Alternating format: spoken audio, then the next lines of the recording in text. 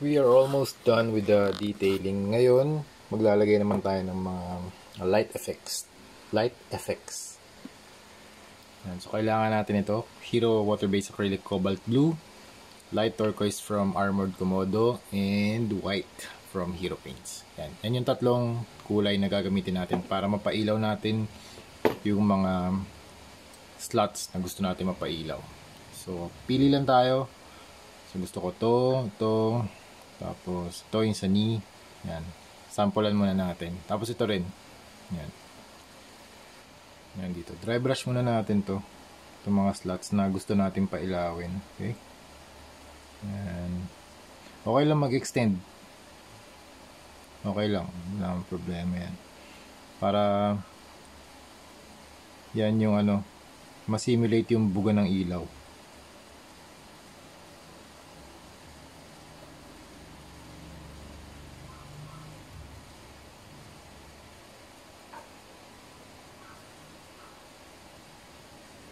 Yan, yan pala, hindi na nakikita.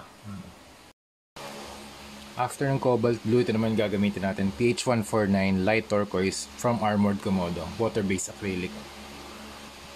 Okay, dry brush lang din yung proseso na gagamitin natin. Pero hindi natin papatungan yung blue na nasa labas. So doon lang tayo sa medyo mas inner. Kasi ang gagawin natin diyan, mag-apply pa tayo ng highlights na white. Yung pinaka-light na kulay. So kung dito mas yung application mas spread out yung blue na in-apply natin. Ngayon mas precise na konti. Hindi natin pero dry brush pa rin. Hindi natin i-overlap entirely yung blue para magkaroon ng gradient. Yan. Tapos yung pinaka-last niyan mamaya yung white and turquoise na. You can use your fingers para mag-feather pa rin yung effect. Yan.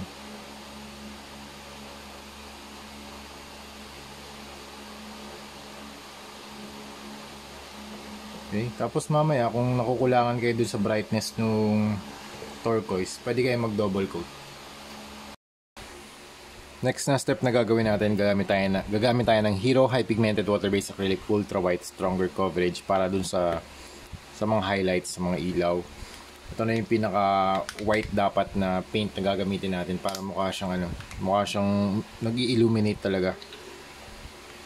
Yan, meron din akong backup brush dito. Ito pang feather lang sa gilid. Okay? So, ito na yung ating status. Nagawa na natin yung cobalt blue tapos yung turquoise. Dito naman tayo sa ultra white. Yung sa ultra white, pwede natin daanan yung pinakagitnang part. Huwag natin dadaanan huwag nating overlap yung ginawa nating shade dati. Yung shade ng turquoise tsaka yung cobalt blue. Kasi yun yung magbibigay ng illusion na merong illumination. So, we have the highlights, yung white, tapos meron kang parang outer glow. Yung outer glow niya turquoise, tapos yung outer glow naman ng turquoise cobalt blue. Kaya merong illusion na parang umiilaw, na parang ganito. Kaya ginawa ko na yun sa arms. Ayan. Tsaka ito dito sa legs. Ayan. Kaya medyo zoom out. Ayan. Dito rin sa likod. Ayan. Yung coverage niya hindi pa masyadong pag natuyo siya, medyo hindi pa siya opaque. So pwede nyo patungan pa ng mga ilang coats para ultra white talaga siya. Ngayon, kung wala naman kayong feathering brush or extra brush, pwede nyo gamitin yung kamay nyo para i-feather yung paint.